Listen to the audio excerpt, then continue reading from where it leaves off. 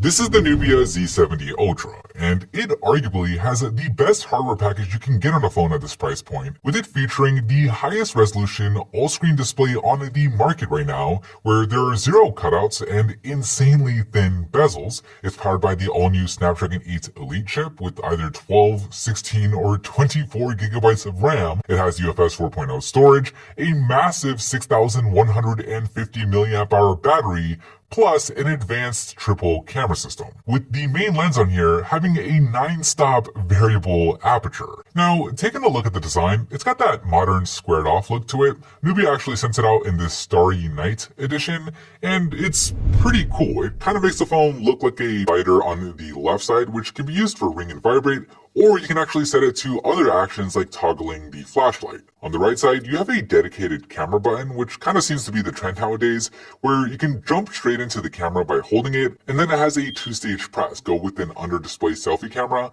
which just makes the content feel more immersive on screen, especially combined with these bezels, which just makes the phone feel like it's from the future, or at the very least, it makes the iPhone 16 Plus feel a little dated by comparison. But the panel on here is really good too. It's sharp with a 2688 by 1216 resolution, giving you a 444 Hz, plus the 2500 Hz peak sampling rate is probably going to be here. Qualcomm is making some huge claims when it comes to performance. It's something like a 45% boost in CPU performance and a 40% improvement in the GPU. So as you'd expect, playing games like Call of Duty on here with everything set to high, or even playing games like Genshin Impact, it ran everything super smoothly, hitting that max 60 FPS that those games allow for without dropping it really well. As you can see, compared to some as geared for gaming as their sub-brands, in exchange for the cooling fan and the shoulder triggers that the Red Magic phones get,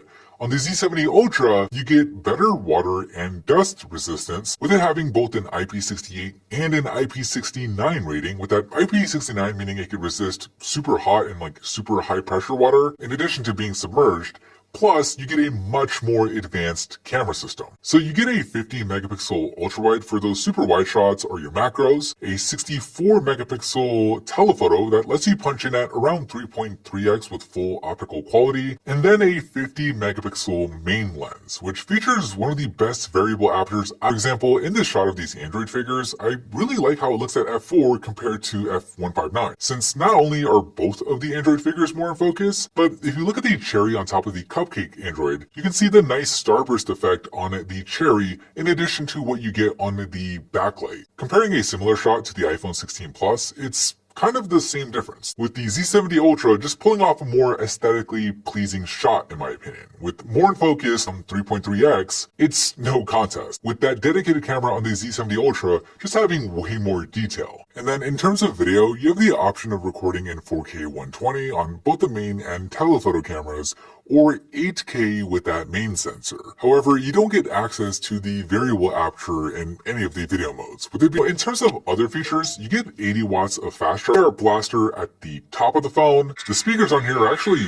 pretty nice. They get really loud with good strong mids and highs, although maybe not everywhere on here. There's only a few add-ons from Nubia like their game space mode or private space, and then some AI stuff like translation and captions. You get bokeh and starburst modes in the camera, along with all the AI you get in Google Photos. Nubia hasn't officially stated how many years of software trade-off that Nubia has to make in order to be able to deliver this cutting-edge hardware